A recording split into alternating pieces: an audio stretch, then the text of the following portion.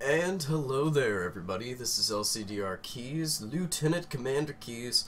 I am also known to a small group of people as a dungeon master for a tabletop gaming group.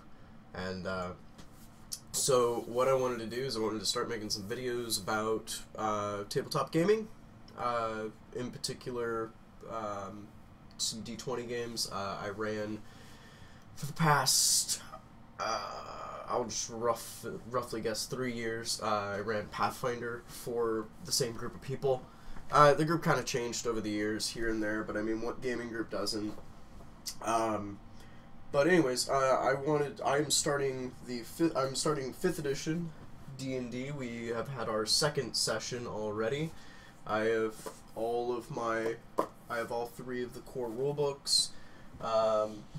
I've read through almost all of them except for the monster manual. Really, I haven't really read that cover to cover, but I've read through most all of the I've read through the player's handbook and the DMG pretty thoroughly. But today I kind of wanted to talk about house rules. And house rules to most people generally mean you are changing the way that something in the game would normally work and substituting your own method. So when you sit down at somebody else's game table and you go to do something one way and they say, "Oh, no, we don't use that. That's stupid. Here, we use this." That is a house rule. And for me, house rules are not only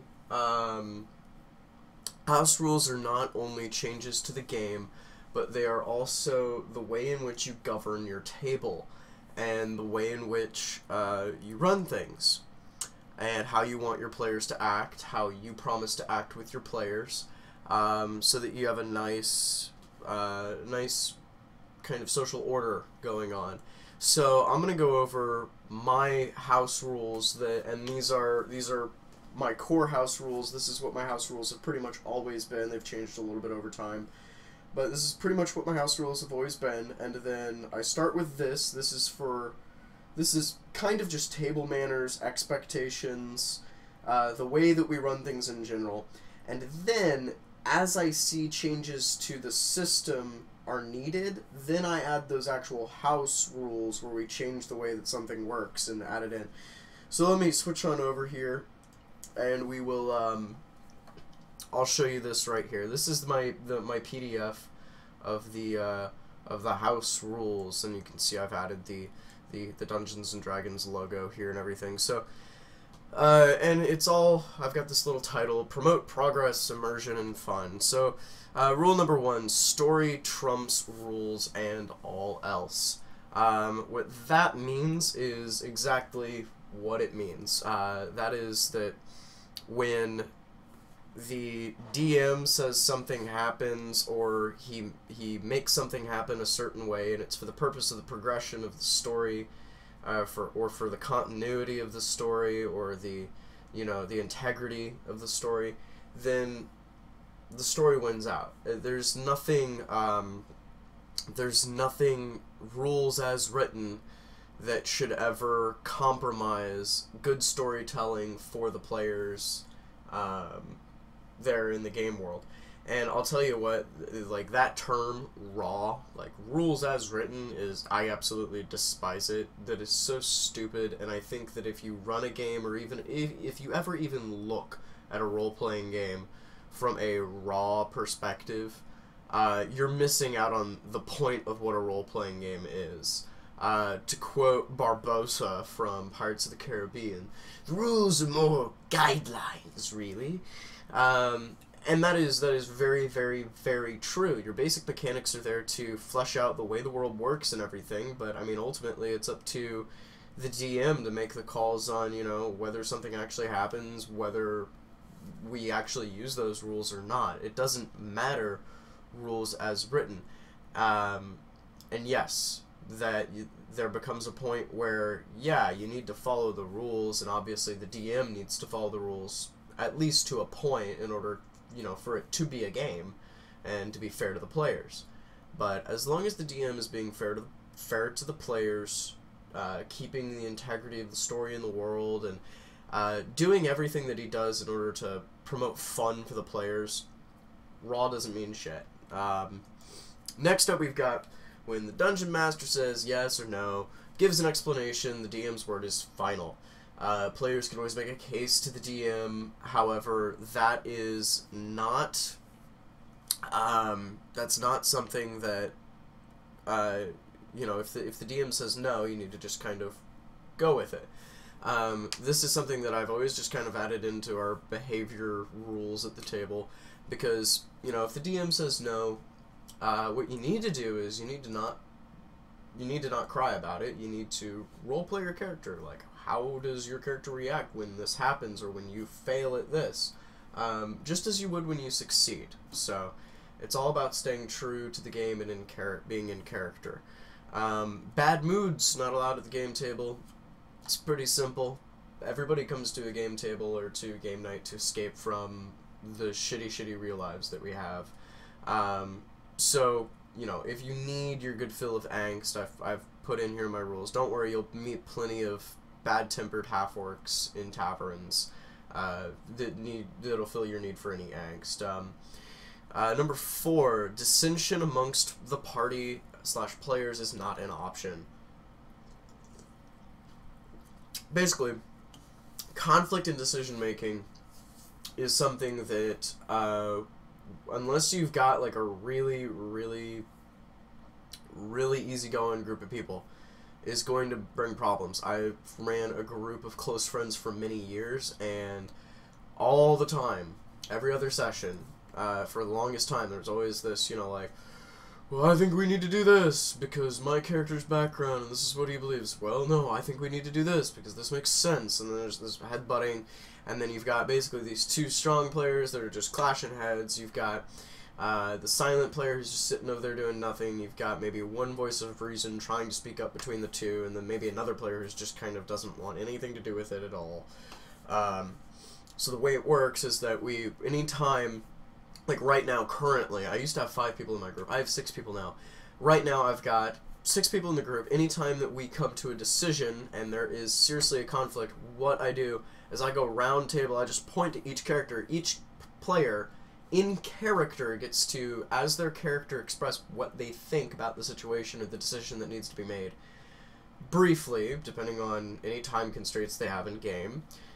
And then, everybody votes, and I just ask, you know, who's for this, hands, who's for this, hands, and, or I'll go round table and ask, and I'll just put up, you know, oh, this side gets a point, that side gets a point, that side gets a point. And whoever wins, whichever side wins, that is what the party does. And there's no pushback from players or even NPCs, because my NPCs need to even shut up and deal too. But when it comes down to a tie, the DM, myself, will either break that tie or I'll just roll a die, and I'll assign evens or odds to one of the groups, and I'll roll a d20. Number 5, players can only control their player character. So basically, this is something that, in a mature group of players, this should not be an issue.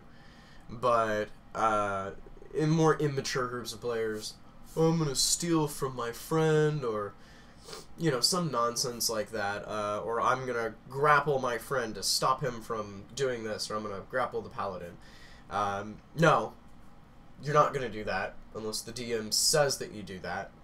So if one player's trying to do something and the paladin wants to grapple him to stop him, the DM gets the call and says, yeah, you can do that, you can try to stop him. Or, no, he's already on his way in doing this. Just because that, again, dissension, conflict, it's an issue. 6, focusing on the game. Basically, everybody needs to, I just say, you know, hey, everybody, if you're at the game table, you need to be focused on the game, or rather, in the game. You know, everybody keeps their side conversations and jokes to a minimum, and everybody's generally at my table pretty good about that. The big thing is that you should never, ever interrupt another player or the DM. You're not a kinder. Wait your turn to talk.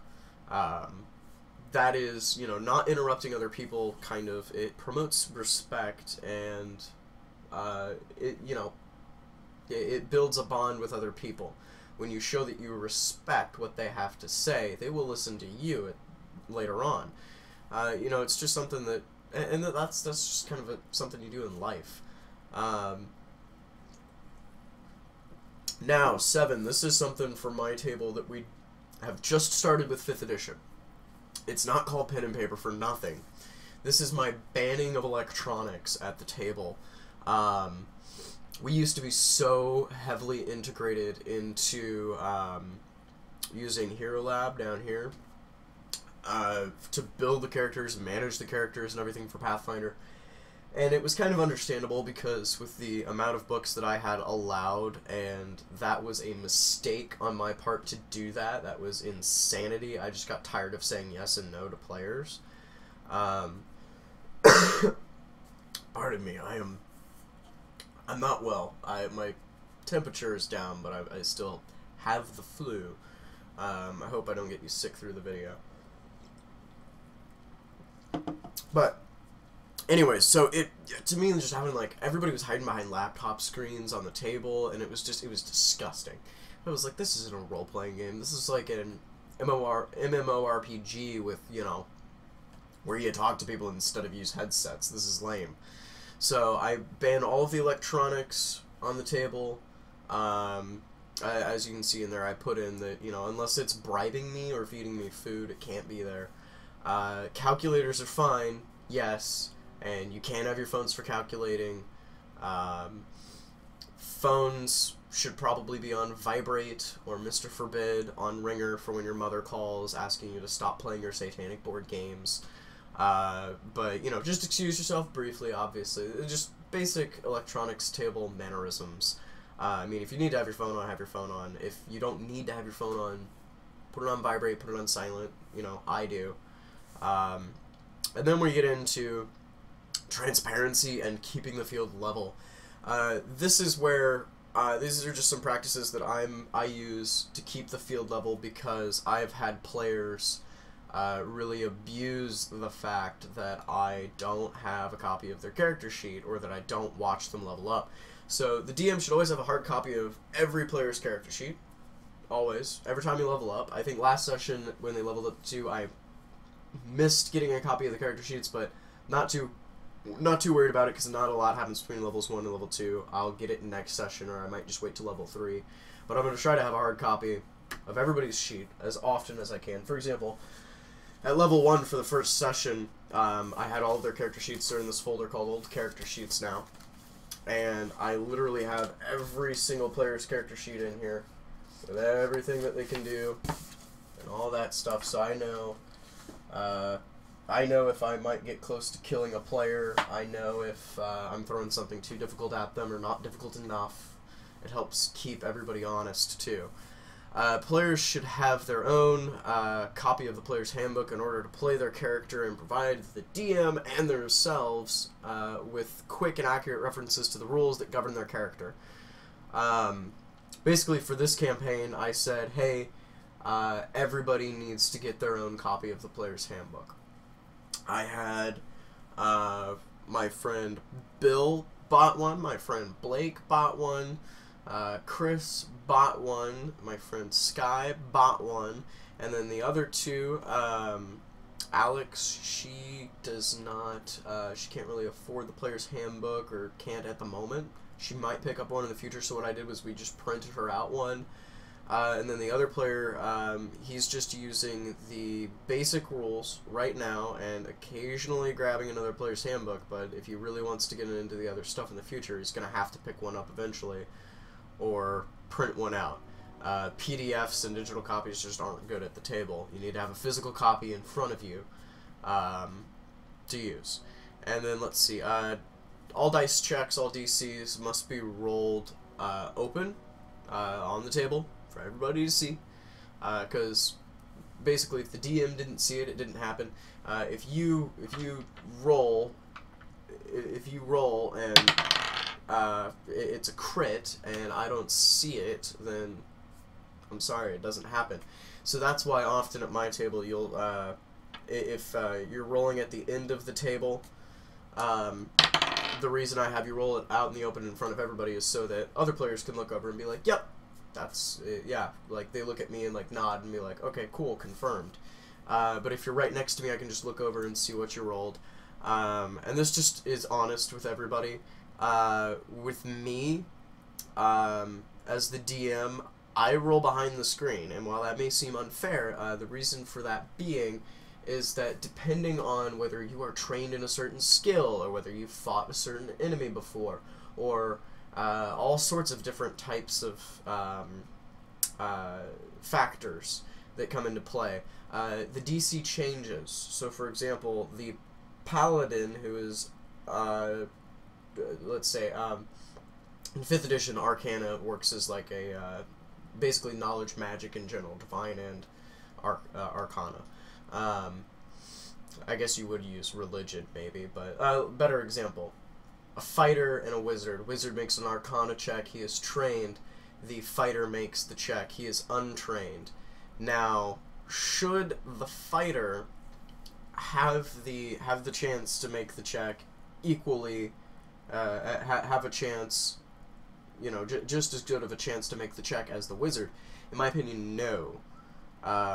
Even if the wizard is proficient at level 1, your proficiency bonus is only 2. Only 2.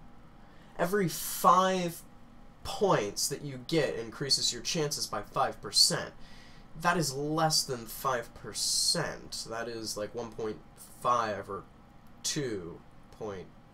Yeah, no, that'd be 2%. Sorry, 2%. Why am I'm stupid. Anyways, so no, I don't think that just because you're proficient in it, that should be the only factor. If you are untrained in it and you know nothing of it, when you roll for that, the DC might go up by 5 for the fighter, not the wizard. That just makes more sense to me, and I think that's better for the world's consistency. Moving on to 4, rolling to hit and damage dice at the same time is encouraged. Calculating damage and to hit rolls before it's your turn, just to make sure that you're able to pay attention, so you don't need to recap every round. Basically, I have one player who's really, really good at this. He played in my Pathfinder game a legendary warrior called Tankerous Daggerkin, and Tankerous Daggerkin was the man dwarf. He was a man, but he was raised by dwarves, if I remember correctly, and he grew up as an armor and weaponsmith, and just so impressive. But what he would do, what Bill, who would play this character, would do is he would take his d20, and let's see, he had his d12 as his damage die as well for his greatsword that he carried in that game, and he'd roll them both together. Not an uncommon concept in the game, but what he would then do is he would have he'd have his Microsoft Surface out, his tablet, and I'll use this as an example, and he would calculate out, he would say, okay, well, my to hit was 10, and then he'd add his strength, and then he'd get his to hit, and then below that he'd go ahead and he'd calculate his damage and everything, and he would do this. He would make sure that the rolls were in front of me so I could watch out of the corner of my eye him rolling and him doing these calculations, so that he wasn't cheating or anything. And I know he wasn't cheating at all because his rolls were honest, and he hit and missed consistently. But yeah, so that way when it came to his turn, he knew exactly what he was going to do. If he was going to hit. If he was going to swing to hit a monster, and he knew that, he already had it all rolled out. If something changed, he'd just scratch out those rolls and say, you know, based on what happened last turn, I'm going to go ahead and do something else. Lastly is number 5 in section 2, which is never assume. When you assume, you make an ass out of yourself, the party, and may be eaten alive by zombies, trolls, or gibbering mouthers. When in doubt, ask the DM for in-game and out-of-game questions. This excludes having the birds and the bees conversation. So ultimately, if you have a question about anything, ask the DM. Don't assume, oh, this is the way magic works.